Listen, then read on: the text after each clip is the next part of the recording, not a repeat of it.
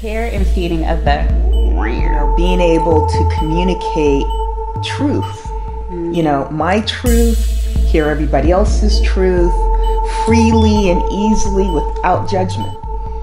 Why am I here?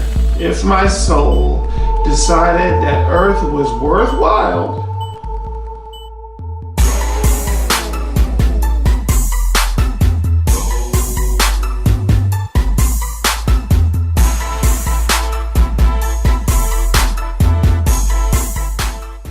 I know that I received a lot of messages as a kid about what I thought love, relationships, marriage were supposed to be and what they look like.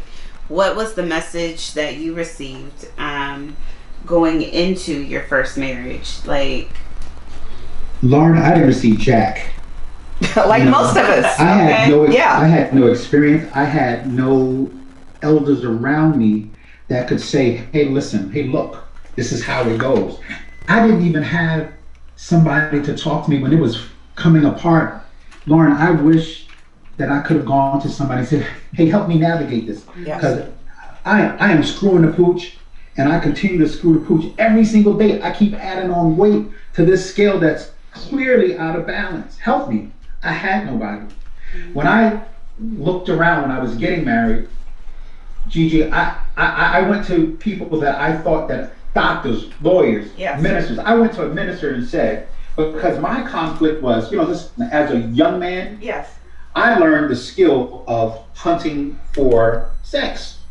And I was great at it. Right? Yeah. I was skilled. I was an A hunter. I was the guy. Yeah. Right?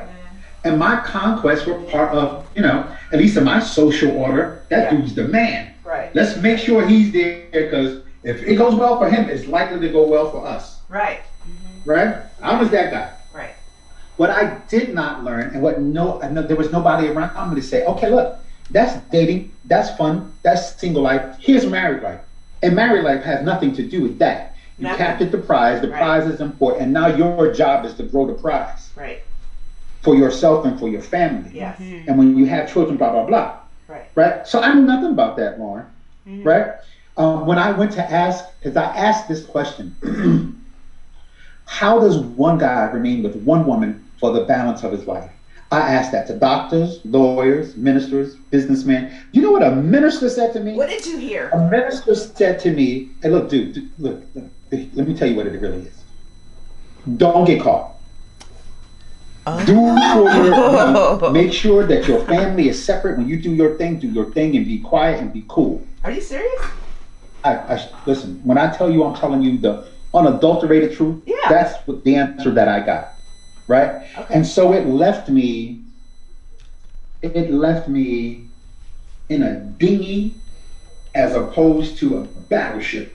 Right. Ooh, okay. Okay, right? so Lennox, let me say this.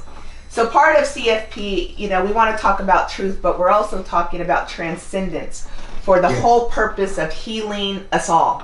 So as you're talking to your brother, I saw your sons and your uncles and everybody to tell your story. I'm interested in, what do we need to do differently so we can transform all of this for everybody and really express this in the way it needs to be expressed? Oh, yeah. Well, one of the things that I have as so I am the guy who I wished I had access to, right?